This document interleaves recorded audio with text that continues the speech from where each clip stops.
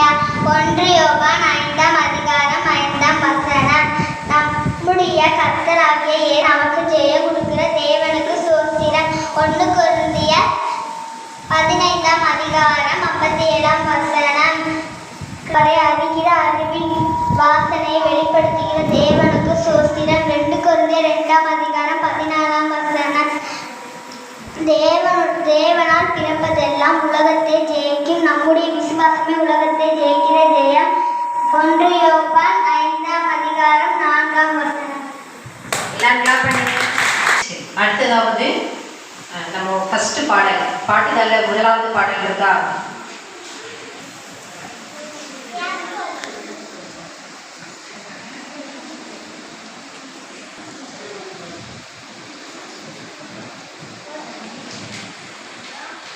ஜெய கிறிஸ்து இயேசுவே உம்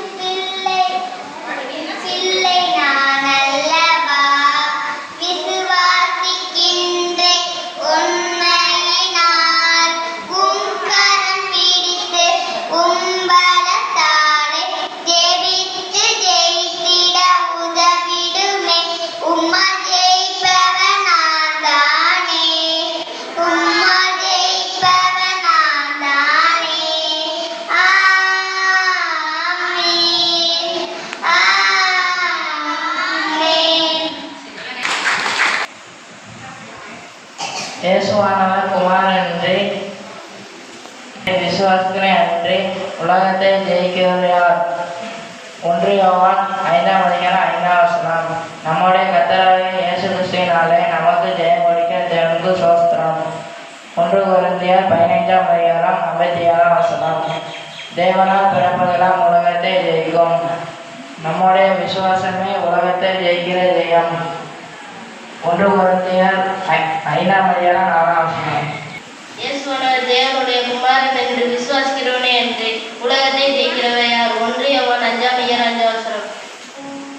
கர்த்தருடைய இயேசு கிறிஸ்துவினாலே நமக்கு ஜெயம் கொடுக்கிற தேவனுக்கு ஸ்தோத்திரம். 1 கொரிந்தியர் 15ஆம் அதிகாரம் 57ஆம் வசனம். தேவனுடைய குமாரன் என்று விசாரிக்கிறவன் அன்றி உலகத்தை ஜெயிக்கிறவன் யார்? 1 யோவான் 5ஆம் அதிகாரம் 5ஆம் வசனம். நம்முடைய கர்த்தராகிய இயேசு கிறிஸ்துவின் மூலம் நமக்கு ஜெயம் கொடுக்கிற தேவனுக்கு ஸ்தோத்திரம். 1 கொரிந்தியர் 5ஆம் அதிகாரம் 57ஆம் வசனம்.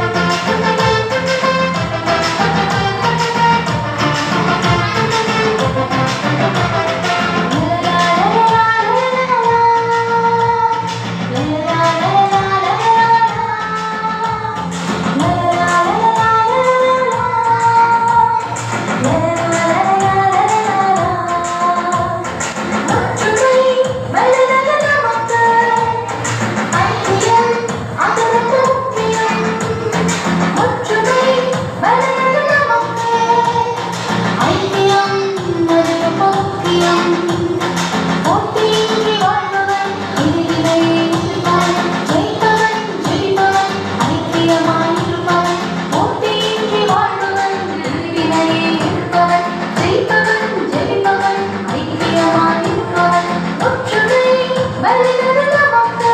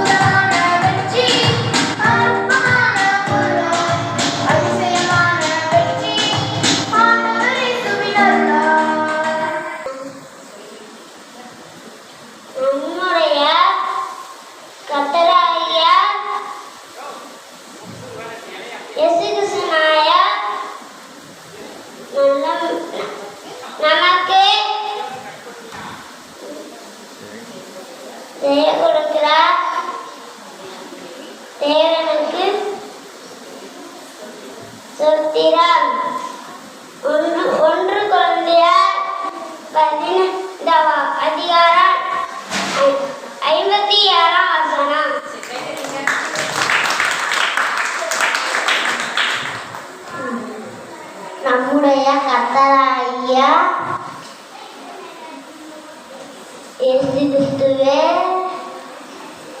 நமக்கு ஜெபிப்பவன் யார்? ஜெயம் கொடுக்கிற தேவனுக்கு சோத்திரம். 1 கொரிந்தியர் 15 அதிகாரம் 57 வசனம். சோத்திரம்.